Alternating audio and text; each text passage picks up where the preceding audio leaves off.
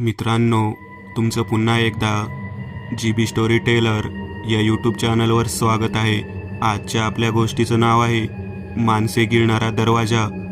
लेखिका धनश्री लोहाटे. पण गोष्ट सुरू करण्याआधी जर कोणी या चॅनलवर पहिल्यांदाच आलेले असाल तर त्यांनी या चॅनलला सबस्क्राईब करायला विसरू नका. चला तर मग अजिबात वेळ न घालवता गोष्टीला सुरुवात करूया.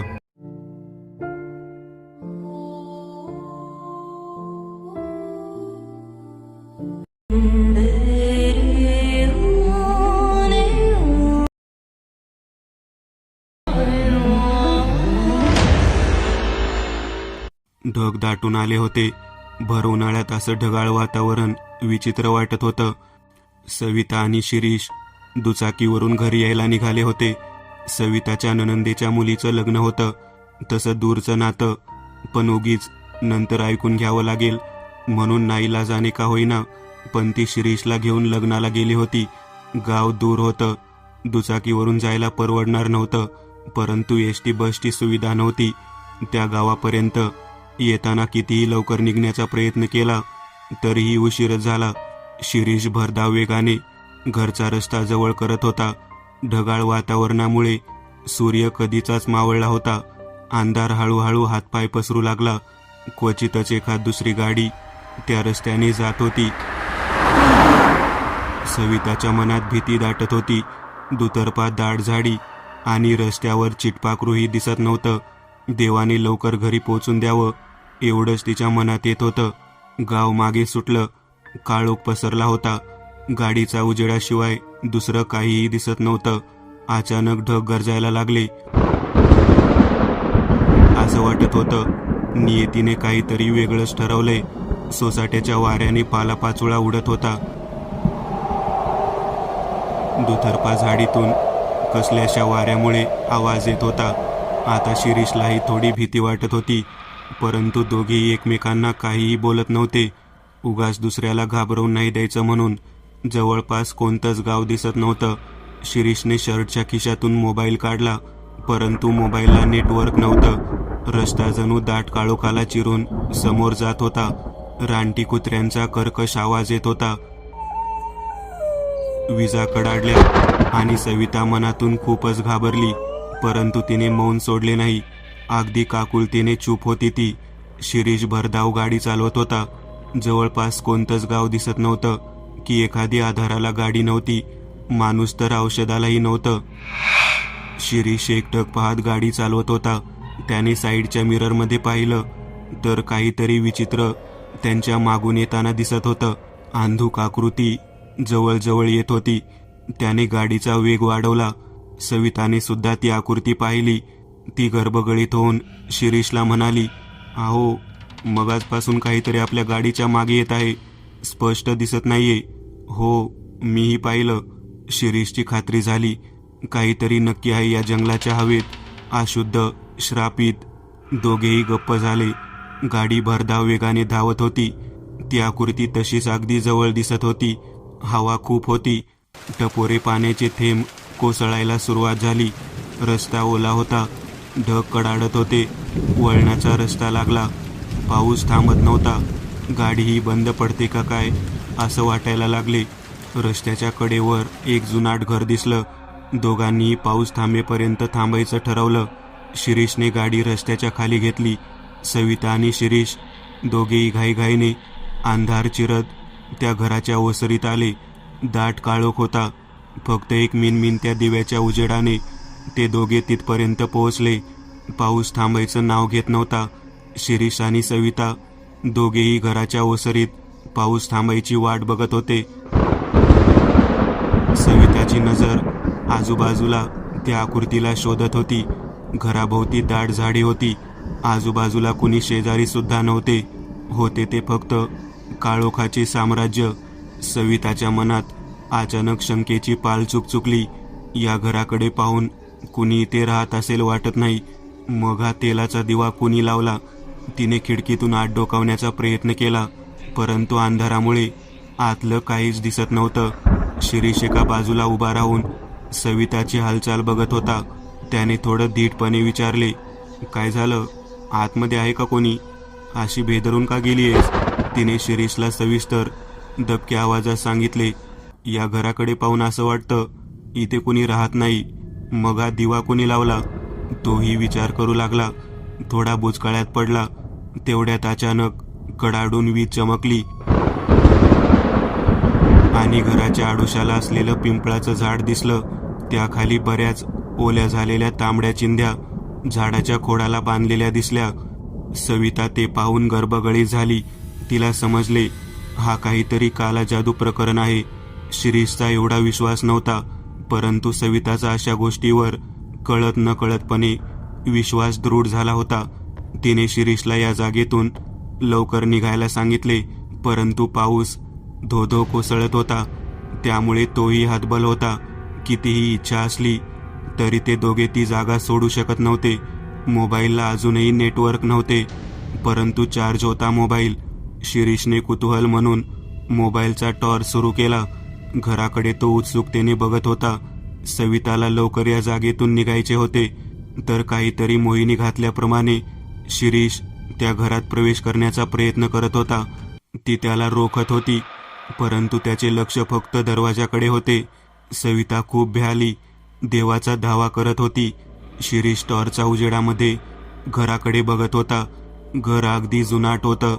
दगडाची बांधणूक असं वाटत होतं. गेले कित्येक महिने या घराकडे कुणी लक्ष दिलं नाही.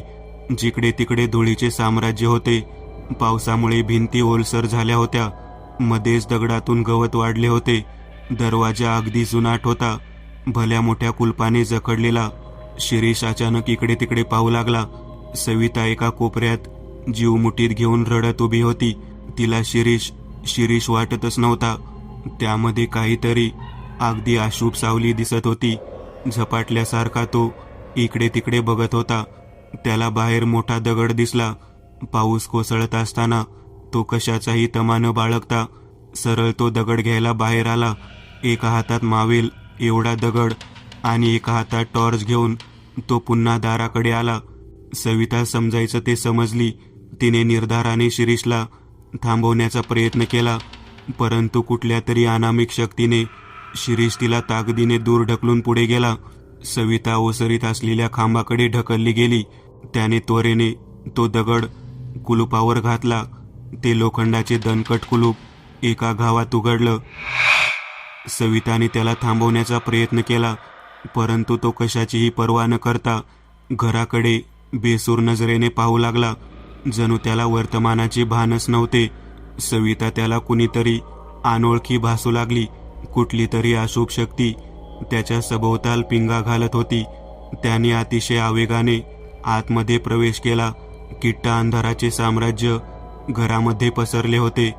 कित्येक वर्ष त्या घराला कुणी उघडलं नसावं असं प्रथमदर्शनी वाटत होतं, परंतु जमिनीवर पावलांचे ठसे उमटलेले दिसत होते. चाफ्याच्या फुलांचा सुगंध दरवळत होता. एक वेगळीच हवा होती त्या घरात. शिरीष असा वावरत होता जसं त्याचं जन्मोजन्मीचं नातं होतं त्या घराशी. त्याने दार उघडून सरळ जिन्याजवळ असलेल्या जमिनीकडे धाव घेतली. जिन्याजवळ जमिनीला समांतर असा लोखंडाची झापड होती. त्याने खाली वाकून ती झापड उघडली आणि एका वेगळ्याच आवेशात वर बघून हसू लागला. सविता बाहेरूनच ते बिभत्स्य हसणं पाहत होती. ती प्रचंड घाबरली होती. काय करावं ते सुचत नव्हतं. कोणीही मदतीला नव्हतं. रात्रीचे 9 वाजून गेले असतील नसतील, परंतु धो-धो कोसळणारा पाऊस मध्यरात्र झाल्याचा अनुभव देत होती. सविता स्वतःला दोष देत होती. नसती गेली लग्नाला तर हे सर्व पाहायची पाळी आली नसती. ती कसला तरी विचार करून आतमध्ये जायला निघाली, परंतु ते दार आतून कधी बंद झालं कुणास ठाऊक. आता शिरीष घराच्या आत होता आणि ती घराबाहेर ती जोरजोराने दार ठोठावत होती. आतून कसलाच आवाज येत नव्हता. बराच वेळ दार ठोठावून ती तिथेच बेशुद्ध झाली. पाऊस थोडा कमी झाला होता. सविताला जाग आली तेव्हा तिच्या बाजूला 2-3 पुरुष उभे होते. तांबडं फुटून सूर्य वर आला होता. ती उठून क्षणभर तिच्या काही लक्षातच नाही आलं. ते उभे असलेले लोक तिला विचारत होते, बाई कुठून आल्या ती आणि इथं का म्हणून झोपल्या? अंगणात गाडी कुणाची आहे? हे सर्व प्रश्न ऐकून सविता भानावर आली. रात्री घडलेल्या घटना जोडून पाहू लागली आणि अचानक उठून त्या दाराकडे गेली आणि शिरीषला आवाज देऊ लागली. गावकरी आश्चर्याने तिच्याकडे पाहू लागले. दाराचे कुलूप जशास तसे लावलेले होते. काहीच मागमूस लागत नव्हता. त्यातील एक जणाने तिला पाणी आणून दिलं आणि विचारलं, काय झालं? तिने रात्री घडलेला प्रकार सांगितला आणि हुमसून रडू लागली. गावकरी जे समजायचं ते समजले आणि तिला सांगू लागले, बाई, रडू नका. तुमचं कोणी जवळपास असेल तर बोलावून घ्या आणि घरी जावा. रात्री झालं ते विसरून जा. या घराला श्राप आहे. आजपर्यंत कोणी आत जाऊन बाहेर आलेलं नाही आणि इथं कोणीही येत नाही. काल अमावस्या होती. ती चेटकीन दर अमावस्येला बळी घेते. तुमचे सोबती आता कधीही बाहेर येणार नाही. हे ऐकून सविता स्तब्ध झाली. तिला काय करावं सुचत नव्हतं. ती कुणाचंही ऐकायला तयार नव्हती. एकसारखी शिरीषला आवाज देत होती. गावकऱ्यांनी कसंबसं तिला समजावून सांगितलं. तिने तिच्या दिराला बोलावून घेतलं. त्याला सर्व प्रकार समजला. तोही घाबरून गेला. दादा कुठे असेल या विचाराने त्याने सविताला समजावले, आपण पोलीस स्टेशनला जाऊ. तू काळजी करू नको. सर्व ठीक होईल. असं म्हणून तो आणि सविता दोघेही घराकडे जायला निघाले. गावकरी भयाने त्या दरवाजाकडे पाहू लागले. देवाचा धावा करत तेही शेताकडे गेले. त्याच दिवशी जोराचा पाऊस झाला. 15 दिवसानंतर अजून एका गाडीच्या आरशात आकृती दिसू लागली. दोघेही गप्प होते. गाडी बरोबर त्या घराजवळ येऊन बंद पडली. मिनमिन त्या दिव्याच्या उजेडात दोघेही घराच्या ओसरीत आले. दरवाजा जणू काही बेसूरपणे सावजाकडे पाहत आनंदी होत होता. गोदेगाव पैनगंगा नदीच्या काठी वसलेलं एक छोटंसं टुमदार गाव. गावातील सर्व रोजमजुरी करून पोट भरणारे. शिक्षणाचा गंध नव्हता. अगदी हातावरचे पोट. दिवसभर काम करून संध्याकाळी पोटातील आगडोम शांत करणारे लोक. अगदी साधे. प्रत्येक गावात असतो तसा. गावाच्या मध्यभागी वडाच्या झाडाभोवती बांधलेला चिरेबंद पार. आजूबाजूला कच्ची मातीची घरे. छोटंसं विठू रखुमाईचं मंदिर. गावातील बायका दोन्ही सांज मंदिरात दिवा लावायच्या. असं जसं सर्वांचं असते तसंच गाव. सरू. गावातच काठेवर 2 मुलांना घेऊन राहणारी एक गावकरी. तशी एकदम खमकी. नवरा टीबीमुळे गेल्यापासून ती सर्व एकटीच मोठ्या हिमतीने करायची. मातीचं 2 खोल्याचं घर. म्हातारा सासरा सदैव ओसरीत पडलेला असायचा. त्याला दिवसाचं अंधुक दिसायचं. रात्रीचं तर विचारायलाच नको. सरूला 2 मुलेच होती. एक 5वीत आणि एक 2रीत. गावात शाळा नसल्यामुळे शेजारील गावात शाळेसाठी जावं लागायचं. सरूच्या माहेरी शाळा होती. सरू 3री पर्यंत शिकलेली होती. तिला शाळेचा लळा होता. परंतु बापाने लवकर लग्न लावून दिल्यामुळे शिक्षण पूर्ण करता आलं नाही. त्यामुळे तिला मुलांना शिकवायची प्रचंड जिद्द होती. ती रोज मजुरी करून घर चालवत असे. घरी शेत नव्हतं. दुसऱ्यांच्या शेतात राबून संध्याकाळची चूल पेटवायला लागत होती. त्यातच पावसाळ्याचे दिवस तर अगदीच हालाखीचे जात होते. कधी कधी तर आंबाडीच्या पाल्याच्या भाकरी करून मुलांची भूक शांत करावी लागायची. कारण पाणी पडत असलं की मजुरी मिळायची नाही. सुरुवातीचे काही दिवस पाटलीनबाईकडून 1-2 किलो तांदूळ आणून दिवस काढावे लागत होते. गाव नदीच्या काठी असल्यामुळे पाऊस असला की नदी तुडुंब भरून वाहत असायची. पर्यायाने मुले शाळेत जाऊ शकत नव्हते. दिवसभर मुले घरी असली की भूक करून सरूला त्रास द्यायचे. तिच्या मनाची घालमेल व्हायची. परंतु काही मार्ग दिसायचा नाही. बाहेर धो कोसळणारा पाऊस पोटात उठलेला आगडोम शांत करू शकत नव्हता. गावात 3 दिवसापासून ढगफुटी झाल्यासारखा धो पाऊस कोसळत होता. कधी दिवस उजाडत होता, कधी मावळत होता समजत नव्हतं. सूर्यनारायणाचे दर्शन नव्हते गेले 3 दिवस. सर्व घरात बसून निसर्गाचा खेळ बघत होते. सरू दरवाजाच्या आडोशाला बसलेली होती. मोठा मुलगा आजोबांच्या खाटेजवळ रेंगाळत होता. ओसरीत पावसाचा शिडकावा हवेसोबत येत होता. अर्धी ओसरी ओली झाली होती. घरातही पाणी मुरायला सुरुवात झाली होती. कौल गळत होती. भिंती ओलसर झाल्या होत्या. लहान मुलगा सरूच्या मांडीवर डोके ठेवून हातातील काडीने भुई उकरत होता. सर्व आकाशातून कोसळणाऱ्या पावसाकडे बघून विचारात गढून गेली होती. घरात असलेल्या सामानात फक्त आजच्या संध्याकाळचं होणार होतं. उद्या सकाळी मुलांना काय खाऊ घालायचे हा यक्ष प्रश्न तिच्या समोर होता. चिंतेचे ढग दाटून आले होते. दिवे लागण झाली होती. आजूबाजूच्या घरातल्या चुलीतून धूर आकाशाला गवसणी घालत होता. शेजारील जनाईच्या घरातून खमंग वास येत होता. त्या वासामुळे खेळत असलेला दीपूला कडकडून भूक लागली आणि तो सरूकडे करुणपणे पाहत होता. सरू लागलीच उठली. घरात असलेल्या घासलेटच्या दिव्यात वाद घातली. घर झाडून स्वच्छ केले. घरात गळत असलेल्या पाण्यामुळे ओलसर झालेली लाकडे तिने चुलीत घातली आणि घासलेट ओतून चूल पेटवली. धुराने घर गच्च भरले होते. बाहेर सासरा अधिकच खोकलत होता. मुलांचे पण डोळे धुराने भरले होते. तिने घरात असलेले पीठ घेतले, परंतु खूपच कमी पीठ होते. मग तिने आधी तांदूळाची पेज बनवली. तोपर्यंत मुले ताट घेऊन चुलीजवळ येऊन बसले होते. बाहेरच्या थंड वातावरणाची मात्रा म्हणून उबदार चूल मुलांना ऊब देत होती. तोपर्यंत तिने सासऱ्याला आधार देत घरात बसवले आणि तिघांनाही 2-2 पळ्या गरम गरम पेज दिली आणि लगेचच तिने भाकरी बनवायला घेतल्या, जेणेकरून मुलांना पेज पिल्यावर कमी भूक लागून भाकरी पुराव्या म्हणून. पेज पिऊन झाल्यावर तिने सर्वांना आंबाडीची भाजी घातलेल्या भाकरी खायला दिल्या. मुलं भुकेने व्याकुळ झाली होती. अगदी मन लावून जेवण करत होती. सासराही अंधारात चाच पडत जेवण करत होता. तिने एका पेल्यात पेज घेतली आणि भाकरी घेऊन जेवायला बसली. मोठा मुलगा जेवण होऊन बसला होता, परंतु लहान मुलाची भूक नव्हती गेली. त्याने भाकरीसाठी हट्ट करायला सुरुवात केली. सरूने हलकेच त्याच्या गोंडस चेहऱ्याकडे पाहिले आणि तिच्या ताटातली अर्धी भाकर त्याच्या ताटात ठेवली. तिने जेवण करून सर्व आवरावर केली. मोठ्या मुलाने आजोबाला अंथरूण करून दिली. आजोबाला आधार देऊन त्याने अंथरुणावर झोपवले आणि तोही लहान भावाला पोटाशी घेऊन झोपला. सरू मोठ्या मुलाला सांगू लागली, मी गावात जाऊन येते, तू लक्ष ठेव. दिवा लावून जाते मी, कुठं जाऊ नगस, येतेच मी थोड्या वेळात. आणि ती हातात कंदील आणि सामानाची पिशवी घेऊन घराबाहेर आली. पायात वाहनं चढवून अंगावर घोंगडी घेऊन गावात जायला निघाली. ढगाळ वातावरणामुळे काळोख पसरला होता. समोरचं काहीच दिसत नव्हतं. कंदिलामुळे थोडा पायापुरता प्रकाश होता. त्याच्या आधाराने सरू नेहमीच्या वाटेने अंदाज घेत घेत जात होती. मनात एकच विचार होता, उद्या मुलं उपाशी पोटी नाही राहिले पाहिजे. काहीतरी सोय करावीच लागेल.